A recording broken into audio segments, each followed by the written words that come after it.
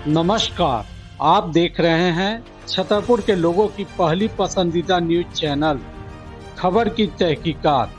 आइए अब खबरें देखें विस्तार से। बिजली विभाग की लापरवाही, NH 98 के किनारे लटकते बिजली की तार से हो सकती है कभी भी बड़ी दुर्घटना।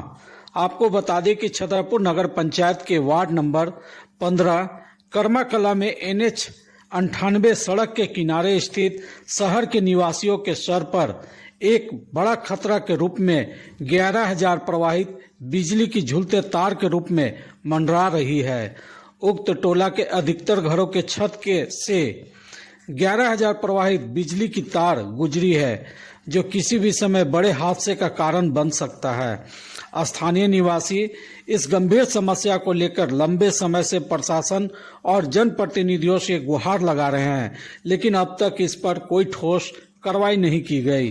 स्थानीय लोगों का कहना है कि वे कई बार संबंधित अधिकारियों और जनप्रतिनिधियों से इस समस्या के समाधान की मांग कर चुके हैं, लेकिन अब तक इस पर कोई ठोस कार्रवाई नहीं की गई है। स्थानीय लोगों का कहना है कि वे कई बार संबंधित अधिकारियों और जनप्रतिनिधियों से इस समस्या की समाधान की मांग कर चुके हैं, लेकिन उनकी मांगों को अनसुना कर दिया गया, जिससे उनकी चिंताएं दिन ब दिन बढ़ती जा रही है।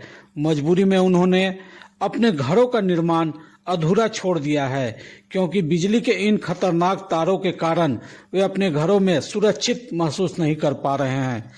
इस संदर्भ में कई अधिकारी और जनप्रतिनिधि इस क्षेत्र से गुजरे हैं, लेकिन किसी ने भी इस समस्या की ओर ध्यान नहीं दिया। यह प्रशासन की उदासीनता और लापरवाही का स्पष्ट उदाहरण है, जो लोगों की जान को जोखिम में डाल रही है। स्थानीय निवासियों ने प्रशासन और जनप्रतिनिधियों से आग्रह किया है कि इस समस्या का तुरंत समाधान निकाला जाए, ताकि किसी भी तरह की अनहोनी से बचा जा सके। उन्होंने मांग की है कि बिजली के इन तारों को हटाकर या स्थानांतरित कर उनकी सुरक्षा सुनिश्चित किया जाए। अब देखना है कि प्रशासन कब इस गंभीर समस्या पर संज्ञान लेता है और कर्माकला के निवासियों को इस खतरे से राहत दिलाता है।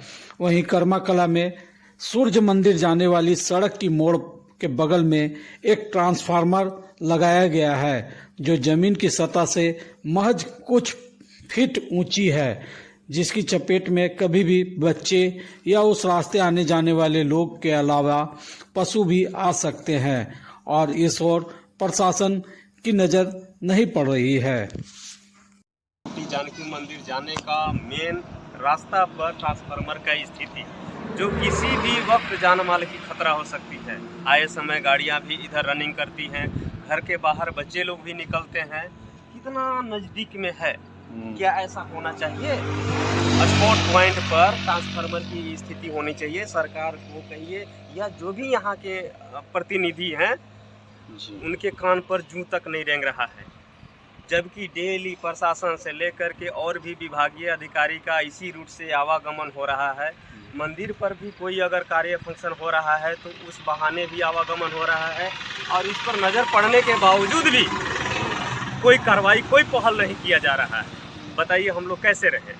मकान बनाने की स्थिति में नहीं है, ये स्पष्ट दिखाई दे रहा है। ये बातों की बात नहीं है, कोई कहने की बात नहीं है, बनावटी बात नहीं है, ये स्पष्ट दिखाई दे रहा है। यहाँ सैकड़ों जनता त्राहिमाम कर रहे हैं बिजली के कनेक्शन को लेकर के। घर के छत से होकर के गुजर रहा है, घर बनाने की स्थिति में नहीं है। अगर जो थोड़ा बहुत किसी तरह से अगर रहने की व्यू से अगर एडजस्टमेंट होकर के रह भी रहे हैं, तो एनी टाइम सिर पर मौत का साया मंडरा रहा है। इतना नज़दीक में है नंगा तार, तो कभी भी कोई बच्चा के चपेट में अपना ले सकता है। क्या किया जा सकता है? हम लोग कई बार पदाधिकारी को अवगत कराए, यहाँ ला करके स्पॉट इंक्वायरी भी कराए, लेकिन कोई पहल नहीं किया जा रहा है। क्या नाम हुआ? दिलीप कुमार मेरा नाम हुआ। प्रिंस कुमार, पवन कुमार। क्या दिक्कत है आपको? हमारे छत से सिर्फ 4 या 5 फीट की दूरी, 4 या 5 फीट की ऊंचाई पर ये जो बिजली का तार आपको दिख रहा है जी, 11,000 तार है, जो कि हम लोग छत पर आने की स्थिति में भी नहीं है, जबकि हम कई पदाधिकारियों को अवगत इसे अवगत करा दिए हैं। इस पर अभी कोई कार्रवाई नहीं हुआ। अगर हम लोग रात बिरात भी अगर छत पे निकलते हैं तो हमारे जान माल का खतरा है, हम कभी भी मरने की स्थिति पे हैं और हमारे ऊपर कोई भी कार्रवाई नहीं की जा रही है। क्या हुआ था घटना? यहाँ पे एक जो हमारे घर बनाने वाले मिस्त्री आए हुए थे, जी। उनके सर में लाइन लगने से वो लगभग मर के बचे हुए हैं। अच्छा अच्छा। 2-3 आदमियों को यहाँ लाइन मार चुका है, तभी कोई कार्रवाई होने वाला यहाँ नहीं है। हम लोग कई पदाधिकारी से भी दिखा चुके हैं इसको, और नीचे वहाँ से तार कट होकर वहाँ टंकी में गिरा, टंकी में छेद हो गया। हम लोग सारे घर में थे, घर से थोड़ा सा बाहर थे, इसलिए हम लोग बच गए, नहीं तो पूरा परिवार हम लोग झुलस के मर जाते।